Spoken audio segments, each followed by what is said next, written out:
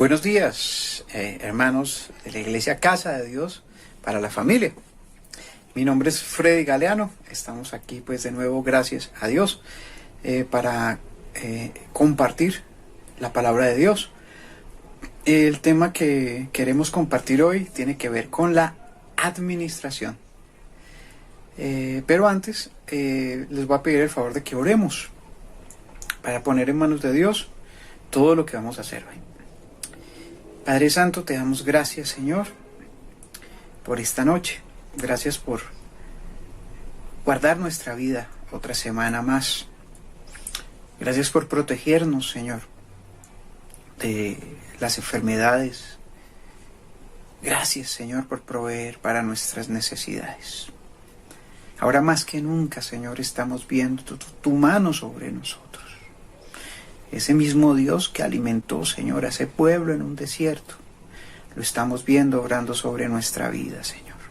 Gracias, porque tú eres nuestro proveedor y nuestro Padre, Señor. Gracias por la vida del pastor Alpidio, porque tú, Señor, estás obrando en su sanidad, porque tú le estás fortaleciendo, Señor, porque tú, Señor, le provees las herramientas que él necesita para seguir adelante. Gracias, Señor, por tenerlo con nosotros más tiempo, Señor. Gracias por ese equipo de líderes que se ha levantado en esta iglesia, Señor, para apoyar al pastor Alpidio, Señor. Por cada devocional que han preparado, Señor. Por cada ayuno, Señor. Por cada vigilia, por cada actividad, Señor. Gracias, Señor. Muchas gracias. Por las oraciones, Señor. Por las alabanzas. Por todo, Señor, lo que tus hijos hacen para ti, Señor. Gracias. Te pedimos, Señor, que nos guíes a toda verdad en este estudio que haremos hoy, Señor. Tú eres nuestro Padre, Señor, y en ti confiamos. Gracias. Amén y amén.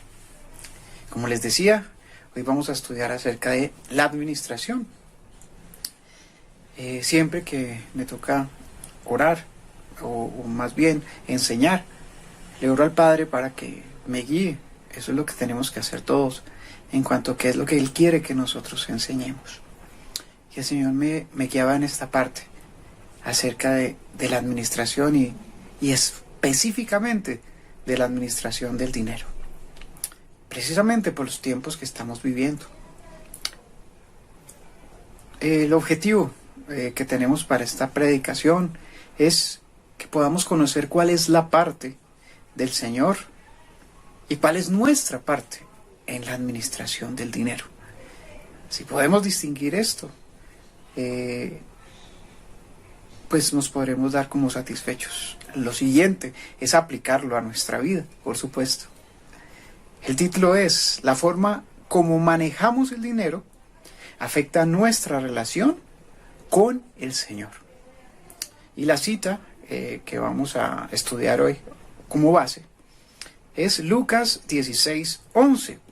Les hago una aclaración, hermanos. A mí me gusta leer los versículos a partir de la Biblia de las Américas. No porque sea la mejor, ni nada de eso, sino que personalmente me gusta mucho esta Biblia. Usted puede leer la versión que usted tiene, desde que sea de sana doctrina, por supuesto, y de esta forma no hay ningún problema. Vamos a leer juntos Lucas 16:11. Dice: por tanto, si no habéis sido fieles en el uso de las riquezas injustas, ¿quién os confiará las riquezas verdaderas? Lo más importante en cualquier circunstancia que usted y yo podamos vivir es el aprendizaje que podemos obtener de esta circunstancia. Nosotros, como hijos de Dios, no deberíamos andar por el mundo sin un propósito. Porque nuestro Padre tiene planes con todo lo que hace, y a veces nos podemos hacer oídos sordos a ese plan que Él tiene para nosotros. A veces nos podemos conformar a la corriente de este mundo, ¿verdad? Pero para los que en el fondo del corazón queremos hacer la voluntad de Dios, nos puede ocurrir como le ocurrió a Jonás. Jonás era un hombre de Dios, era un profeta. Este hombre quería hacer la voluntad de Dios, pero tenía cierto resentimiento acerca de los ninivitas, los habitantes de Nínive. Y el Señor le mandó precisamente que les fuera a anunciar que se arrepintieran para que no viniera el mal sobre ellos. Por supuesto, este profeta dijo, no, es así, no, me voy a ir lo más lejos posible. Y el Señor le envió una serie de circunstancias, hasta estuvo en el vientre de un gran pez, para que luego se encaminara en hacer la voluntad de Dios, en cumplir su propósito. Y así fue. Este profeta terminó haciendo la voluntad de Dios, pero tuvo que pasar por unas circunstancias.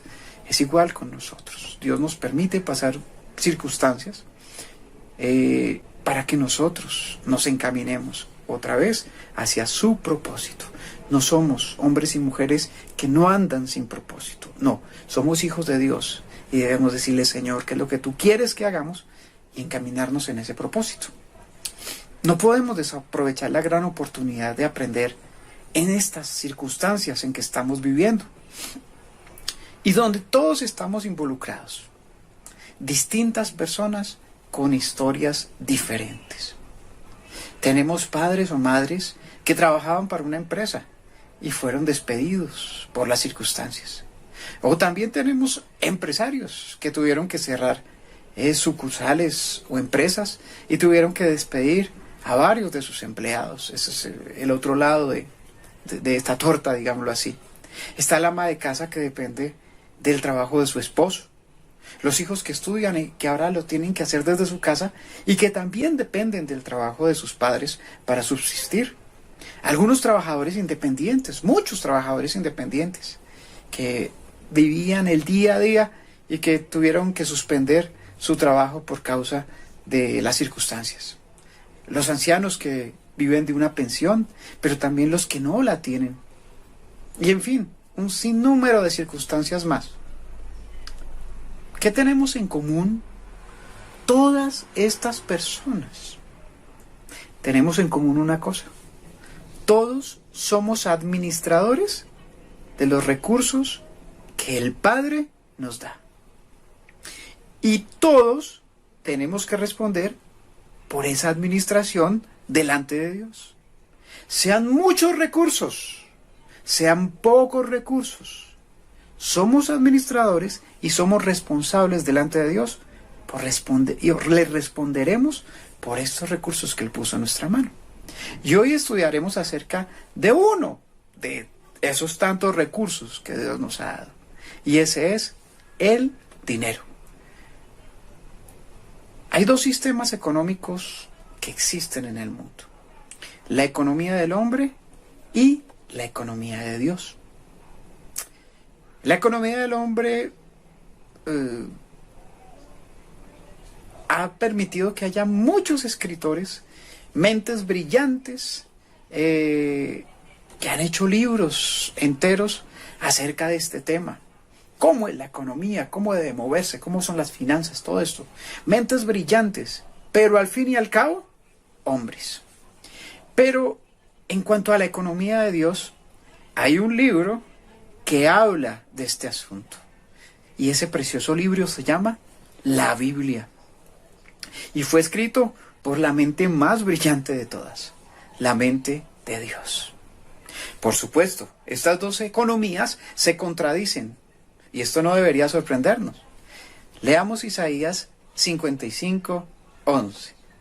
Dice el Señor: porque mis pensamientos no son vuestros pensamientos, ni vuestros caminos, mis caminos, declara el Señor. El Señor dice, mis pensamientos no son vuestros pensamientos, no lo dice a nosotros. Y vuestros caminos no son mis caminos, declara el Señor. En la economía del hombre, Dios no es un factor importante. Mientras que en la economía de Dios, el Señor es el centro. Desde la perspectiva del hombre que no conoce a Dios, la economía de Dios es impracticable.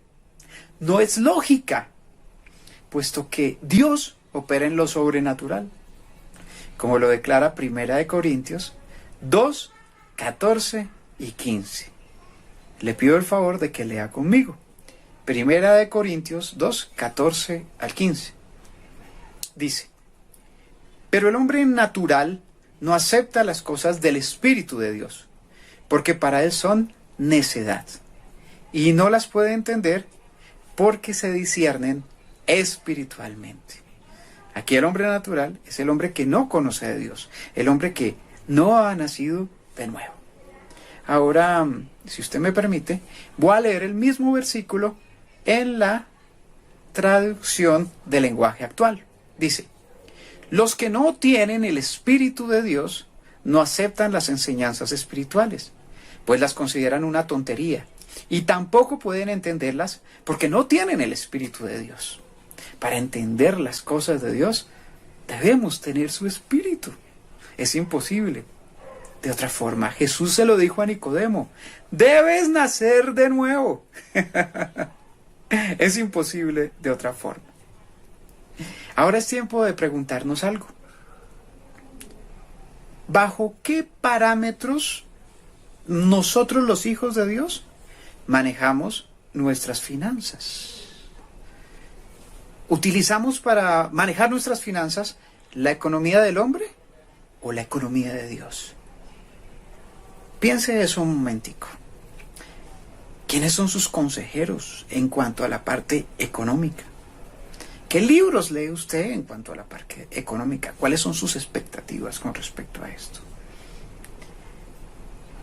Porque a pesar de ser cristianos podemos no estar aplicando los principios bíblicos en esta área. No nos engañemos, hermano.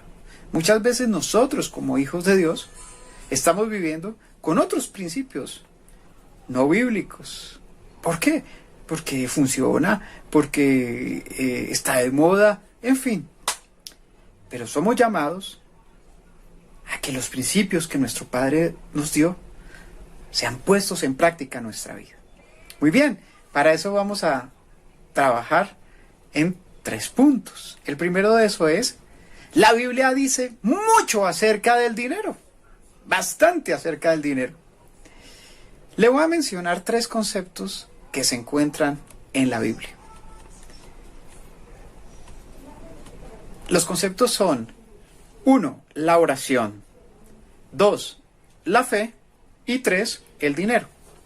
Piense usted, ¿cuál de estos creería usted que se encuentra más veces en la Biblia, en la palabra de Dios? ¿El concepto de la oración, el concepto de la fe o el concepto del dinero?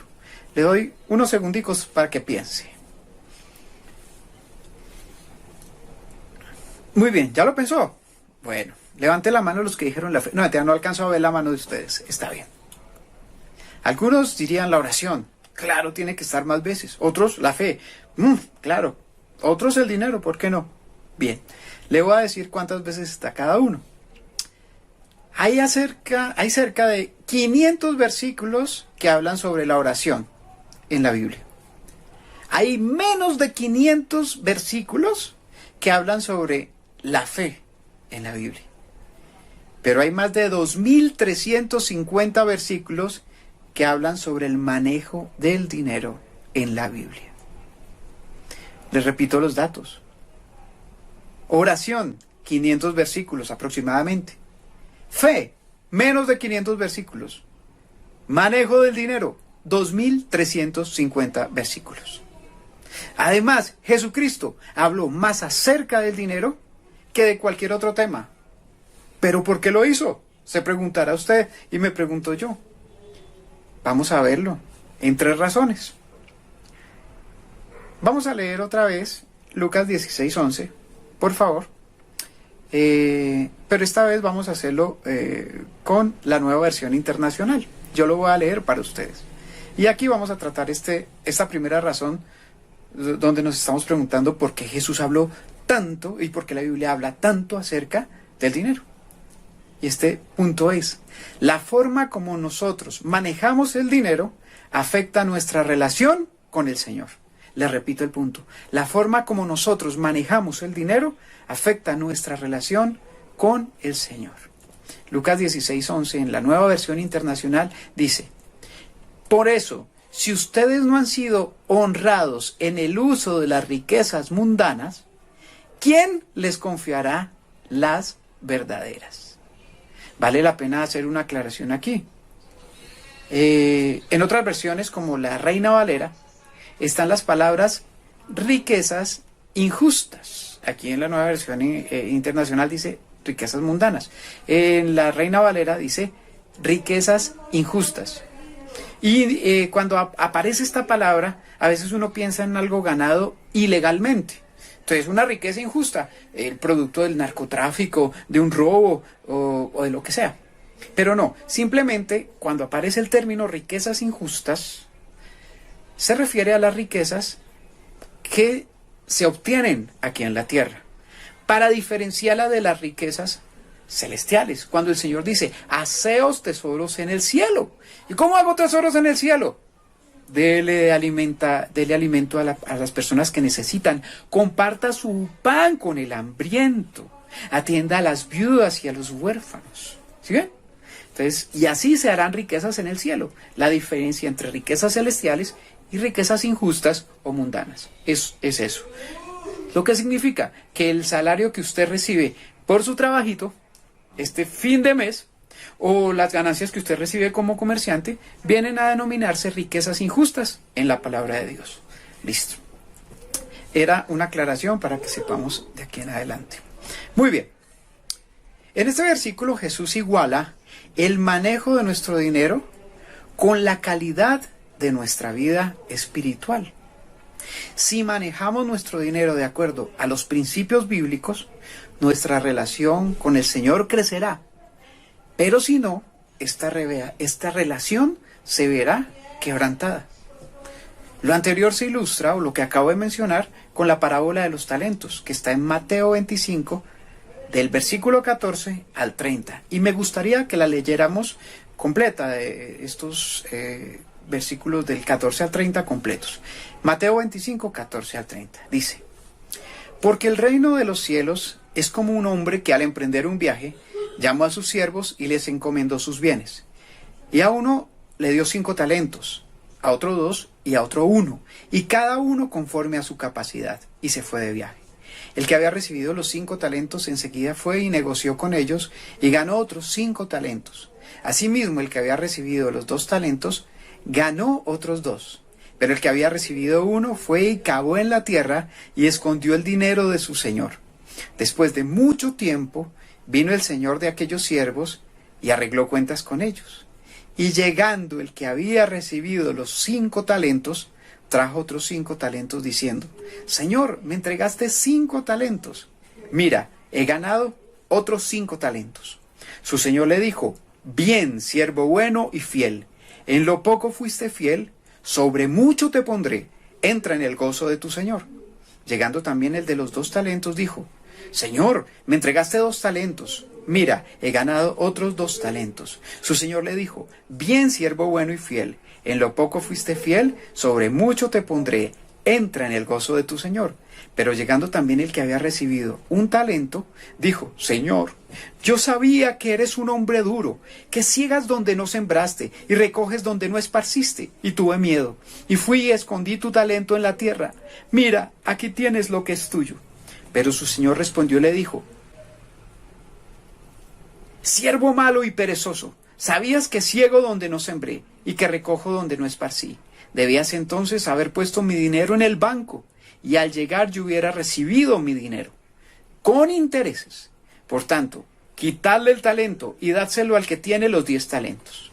Porque todo el que tiene más se le dará, y tendrá en abundancia.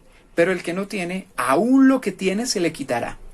Y al siervo inútil, echadlo en las tinieblas de afuera, allí será el llanto y el crujir de dientes. A medida que nosotros manejamos nuestras finanzas de acuerdo a la palabra de Dios, tendremos la oportunidad de entrar en el gozo de una más íntima relación con el Señor. El siguiente punto por el cual nuestro Señor Jesucristo habló tanto acerca del dinero es: los bienes compiten con el Señor en el dominio de nuestras vidas. Los bienes compiten con el Señor en el dominio de nuestras vidas. El Señor Jesucristo habló tanto sobre el dinero porque este es su principal competidor en el dominio de nuestras vidas.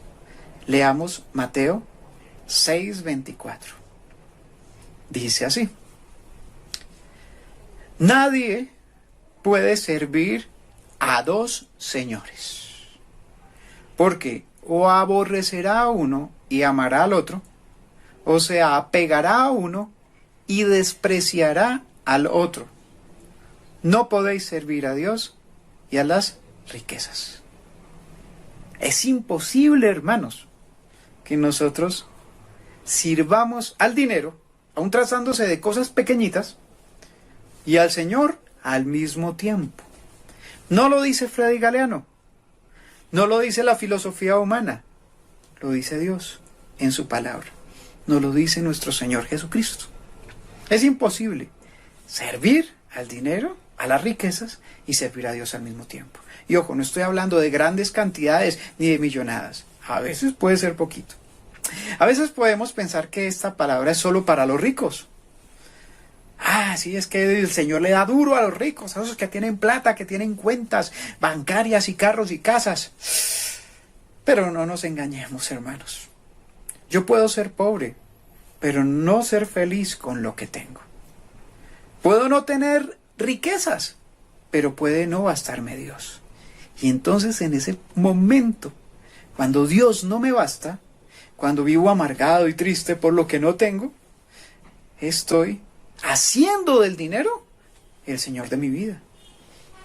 Preguntémonos nosotros hoy en día, ¿cuáles son mis actitudes? ¿Usted está feliz con los zapatos que tiene hoy? ¿O usted estaría más feliz si tuviera esos zapatos que están anunciando allá en internet? Esos zapatos de 400,000 pesos. ¿Usted es feliz donde vive?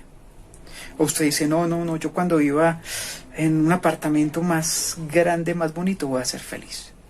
Entonces, hermano, en ese momento estamos siendo nosotros, o estamos haciendo del dinero el Señor de nuestra vida. Pero más adelante trataremos este tema. Hoy muchas personas manejan su billetera de una forma similar a como lo hacían los cruzados en el siglo XII. Contrataban mercenarios para que fueran a combatir en la Tierra Santa. Y les decían, pero la condición es que ustedes se tienen que bautizar. Entonces los mercenarios se bautizaban y sacaban la espada fuera del agua. Ellos decían, de aquí para abajo somos de Dios, pero esta espada de aquí para arriba, nosotros hacemos lo que queremos con ella. Hay muchos cristianos que hoy en día manejan su billetera de esa manera. Cogen la billetera y la sacan del agua cuando se van a bautizar y le dicen, Señor, yo soy tuyo, pero esta plática la manejo yo como yo quiera. Le dicen, Dios, tú puedes ser el dueño de toda mi vida, excepto en el área del dinero, pues soy capaz de manejarla por mí mismo. Y ahí es donde entramos en un gran error, porque el Señor es Señor de todo, absolutamente todo. Y el punto C, o la tercera razón por la cual el Señor Jesús nos habló tanto acerca del dinero en la palabra. Muchos aspectos de la vida giran alrededor del uso del dinero. El Señor habló tanto acerca del dinero porque Él sabía que muchos aspectos de nuestra vida giran alrededor de su uso. Durante una semana común y corriente, piense usted, hermano y hermana, preguntémonos cuánto tiempo gastamos buscando ingresos, tomando decisiones acerca de cómo gastar el dinero, pensando cómo podríamos invertir o generar más dinero. Otras veces, ¿por qué no?, orando acerca de cómo debemos dar a otros o a la iglesia. Véanme cuánta ofrenda será que vamos a dar. Gastamos una porción significativa de nuestro tiempo, pero mucho tiempo, pensando o actuando con base en el dinero. Dígame usted, piense usted en este momentico, si lo que yo le estoy diciendo en este momento es mentira. Y verá que no. Es cierto, gastamos mucho tiempo pensando en el dinero. Hay que pagar los servicios. ¿Cómo vamos a hacer? Uy, ahora con esta pandemia. Y cuando empiecen a cobrar otra vez, ¿yo qué voy a hacer, Dios mío? Pensamos mucho en eso. Gracias a Dios, nosotros, sus hijos, tenemos también su palabra para enfrentar estas situaciones. Y aquí es donde debemos entender cuál es el rol de nosotros como hijos de Dios y cuál es el rol de nuestro Padre en este sentido. Y es el siguiente punto. Vamos a tratar el punto número 2, que tiene como título la división de las responsabilidades en el manejo del dinero. Podemos decir que Dios tiene su parte y nos ha delegado a nosotros la nuestra en cuanto al manejo del dinero. Muchas de las frustraciones que experimentamos en ese sentido se generan porque no distinguimos cuáles son nuestras responsabilidades, cuál es nuestra parte. Entonces, al no distinguir eso, nos sentimos frustrados. Pero cuando aprendemos acerca de cuál es la parte de Dios y le entregamos la parte que nos corresponde a nosotros, a Él, podemos experimentar. Y óigame bien esta palabra, porque es clave para este estudio que estamos haciendo hoy. Contentamiento. Escúchela bien. Contentamiento. Si entendemos cuál es nuestra parte y cuál es la parte de Dios, podremos experimentar el contentamiento. Veamos que la parte de Dios se divide en 4 aspectos y vamos a verlos rápidamente. La parte de Dios, o lo que le corresponde a Dios en cuanto al dinero, es, primero, la propiedad. El Señor es el dueño de todas nuestras posesiones. Olvídese, hermano y hermana, de usted volver a decir, mi casa, mi carro, mi dinero.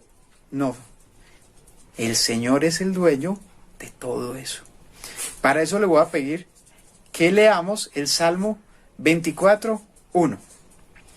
Dice, del Señor es la tierra y todo lo que hay en ella, el mundo y los que en él habitan.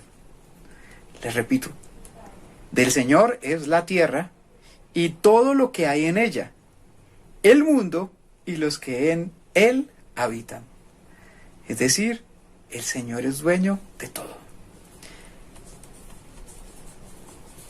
La siguiente parte que le corresponde a Dios, el control. La segunda responsabilidad que Dios ha conservado es su control final y total de todo evento que ocurre sobre la tierra. Le repito, su control final y total de todo evento que ocurre sobre la tierra. Para eso le pido el favor que leamos el Salmo 135:6.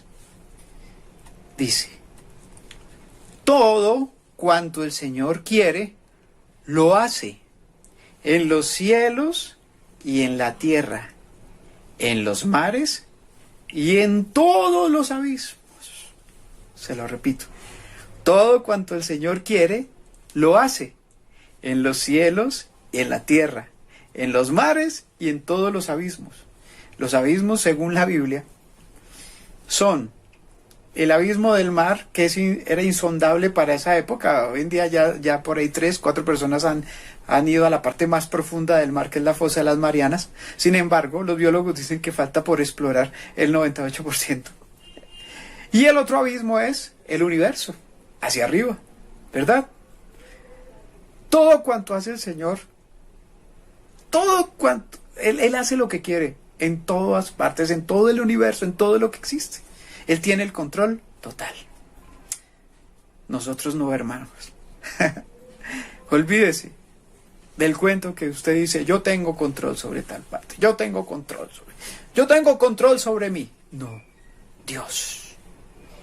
Dependemos de su gracia y de su misericordia. La tercera parte que le corresponde al Señor es la provisión. El tercer elemento de la parte de Dios es esa provisión preciosa. El Señor promete proveer para nuestras necesidades. Leamos Mateo 6, 31 al 33.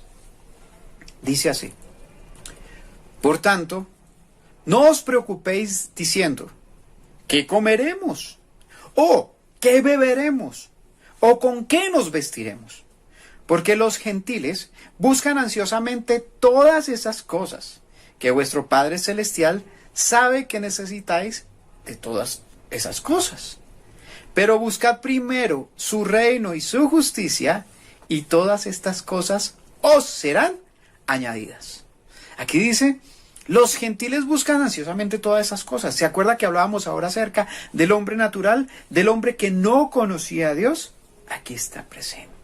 El hombre que no conoce a Dios busca afanosamente qué voy a comer, qué voy a beber, con qué me voy a vestir, y no duerme por pensar en esas cosas. El Hijo de Dios busca primeramente el reino de Dios y su justicia, y está tranquilo porque esas otras cosas van a llegar. El Señor nos promete darnos la provisión para nuestras necesidades. Pero hay algo bien interesante, hermano. El Señor en este aspecto es predecible y al mismo tiempo es impredecible. Aquí viene una paradoja. Al mismo tiempo predecible, al mismo tiempo impredecible. En la parte de la provisión, ¿cómo así? Pastor Freddy, explíqueme eso. Muy bien, se lo explico. Él es absolutamente predecible en cuanto a su fidelidad para proveer para nuestras necesidades. Él dijo, yo les voy a dar comida, les voy a dar bebida y les voy a dar techo y vestido. O sea, eso lo dijo y lo va a cumplir y lo ha cumplido. ¿Quiénes de nosotros no hemos experimentado en este tiempo la provisión del Señor, hermano? Yo lo he experimentado en mi vida. Llega un momento, me dice mi esposa, Freddy, hay que comprar mercado. Y yo le digo, amor, sí, tenemos 20,000 pesos. Pero bueno, confiamos en el Señor. Y de pronto, ¡pah! Llegó una ofrenda de alguien, o alguna cosa, y vino la provisión para hacer el mercado completo. Hasta ahora ha sido así y va a seguir siendo así, porque el Señor es fiel. Lo que no podemos predecir es cómo el Señor va a proveer, es decir, la forma en que lo va a hacer. Es muy importante entender con claridad la diferencia entre una necesidad y un capricho. Pero bueno, ahorita tratamos ese tema. Es decir, el Señor es predecible porque nos dice, voy a satisfacer tus necesidades, y Él lo hace. No sabemos cómo. Esa es la parte impredecible. ¿Cómo va a ser el Señor? En el caso del profeta Elías, trajo unos cuervos que le proveyeron la carne y el pan que necesitaba. En el caso del pueblo de Israel en el desierto, llovió, amanecía el maná, listo para que comieran todos los días. Ahora entendamos bien la diferencia entre qué es una necesidad y qué es un capricho. Una necesidad es lo que es imprescindible, lo que no puede faltar. Y el Señor mismo lo aclara en su palabra. La comida, el vestido y la vivienda, o sea, el techo. Un capricho es cualquier cosa que exceda a esa necesidad. El Señor puede permitir que nosotros tengamos algunos o muchos caprichos, pero nunca prometió proveer para nuestros caprichos. Oye, hermano, entendamos esto de una vez. El Señor no prometió proveer para nuestros caprichos, prometió proveer para nuestras necesidades. Si usted tiene sed, entonces el Señor le dijo, listo, tengo agua para ti. Señor, pero no es mejor una Coca-Colita. Ah, hijo, eso es un capricho. Es más saludable el agua. Solo para que entendamos este punto. Y el cuarto punto en cuanto a la parte de Dios, las posesiones. El cuarto elemento de la parte de Dios es que el Señor, de manera soberana, dispone y distribuye posesiones a quien le parece y en la cantidad en que Él lo determina. Dios determina a quién le da, cuánto le da en cuanto a las posesiones. Leamos Primera de Crónicas 29, del 12 al 14. Dice, de ti proceden la riqueza y el honor. Tú reinas sobre todo y en tu mano están el poder y la fortaleza. Y en tu mano está engrandecer y fortalecer a todos. Ahora pues, Dios nuestro, te damos gracias y alabamos tu glorioso nombre. Pero ¿quién soy yo y quién es mi pueblo para que podamos ofrecer tan generosamente todo esto? Porque de ti proceden todas las cosas, y de lo recibido de tu mano te damos. Nuestro Padre Celestial no da iguales posesiones para todos sus hijos. El cristianismo no es comunismo. Vamos a repartir igualito para todos. No, hermano. Está demostrado, según leímos la parábola de los talentos, la leímos ahora completa, que el Señor daba a cada uno según su capacidad. Al de 5 talentos, al de 2 talentos y al de 1 talento. Él reconocía la capacidad que cada uno de estos tenía. Y fue sabio, porque mire, que al que le dio 1 talento, tuvo miedo, lo escondió y no produjo nada más. Pero al que le dio 5 y al que le dio 2, produjeron. El Señor conoce nuestras capacidades, conoce también el objetivo, el propósito de nuestra vida, y de acuerdo a eso nos da esas posesiones que vamos a necesitar en ese camino, hermanos. Para resumir la parte del Señor, Él tiene control sobre la propiedad, es el dueño de todo. Él tiene el control absoluto de todas las cosas, todo lo que sucede pasa por el control de Dios. Él promete darnos la provisión y es nuestro proveedor para nuestras necesidades. Y Él es el que reparte las posesiones a quien quiere, cuanto quiere y como quiere. Esa es la parte que le corresponde a Dios. Y entonces ahora viene nuestra parte. Y la palabra que mejor corresponde a esto es administradores. ¡Wow! Somos administradores. Porque el Señor tiene el control, tiene la provisión, tiene la propiedad y tiene las posesiones. Él es el dueño. Entonces nosotros somos administradores.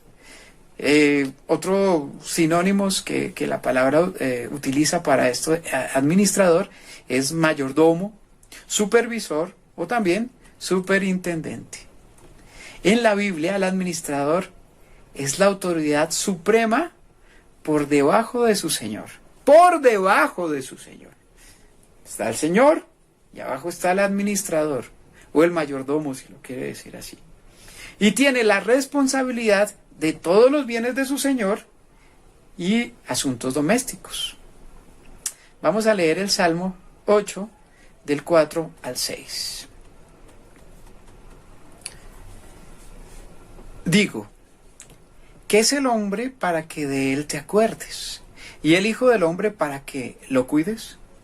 Sin embargo, lo has hecho un poco menor que los ángeles y lo coronas de gloria y majestad. Tú le haces señorear sobre las obras de tus manos. Todo lo has puesto bajo sus pies. Dice, tú has hecho señorear al hombre sobre las obras de tus manos y todo lo has puesto bajo sus pies. ¿Ah? Somos administradores. Administradores. La única responsabilidad que usted y yo tenemos como hijos de Dios es ser fieles. Nosotros vamos a ser juzgados por Dios según la fidelidad que hayamos tenido con lo que Él puso en nuestras manos. Sea mucho, sea poco, pero somos responsables por eso que el Señor ha puesto en nuestras manos. La pregunta que tengo para ti y para mí, primeramente, es ¿qué es lo que Dios ha puesto en nuestras manos hoy? ¿Qué es lo que tenemos ahora? Porque debemos responderle al Señor por eso. Tercer punto, dice, podemos aprender cómo estar contentos. El contentamiento se menciona 7 veces en la Biblia, hermanos. 6 de las cuales tiene que ver con el dinero. De las 7 veces que la palabra contentamiento está en la Biblia, 6 tienen que ver con el dinero. Por eso ya usted y yo vamos entendiendo por qué hay tanta amargura hoy en día. Porque casi todos los problemas tienen que ver con el dinero. Y nosotros, los hijos de Dios, deberíamos ser la excepción en cuanto a esto. Vamos a ver lo que el apóstol Pablo nos dice en Filipenses 4, del 11 y 12. No que hable porque tenga escasez, pues he aprendido a contentarme cualquiera que sea mi situación. Sé vivir en pobreza y sé vivir en prosperidad. En todo y por todo he aprendido el secreto tanto de estar saciado como de tener hambre, de tener abundancia como de sufrir necesidad. Hermanos, nosotros no nacimos con el contentamiento, pero debemos aprenderlo. Nosotros, los hijos de Dios, tenemos una gran ventaja. El Espíritu Santo de Dios mora en nosotros. Como conclusión, hermanos, hagámonos esta pregunta. En el día de hoy, en las circunstancias en las que ¿estamos contentos o estamos amargados? Pregúntese eso hoy. ¿Cuál es su condición hoy, hermano y hermana? ¿Usted está contento hoy o usted está amargado hoy? Y no le estoy hablando de cuánto dinero haya en su cuenta bancaria o cuántas deudas pueda tener usted. No le estoy hablando de que usted está desempleado. No le estoy hablando de que usted tiene un empleo fijo. No le estoy hablando de circunstancias. Estoy hablando, hermano y hermana, de la situación suya en su corazón hoy en día. Y piénselo con respecto al dinero. ¿Está usted hoy contento o se siente amargado? Porque la respuesta a esa pregunta nos mostrará cuál es nuestra posición con respecto a las riquezas injustas. Es decir, las riquezas de aquí, de la tierra. Y esta posición nos revelará cómo está nuestra comunión con el Señor. Hermanos, como testimonio personal, quiero, y como parte de esta conclusión, quiero decirles que Dios ha sido fiel con mi casa. Yo aprendí hace mucho tiempo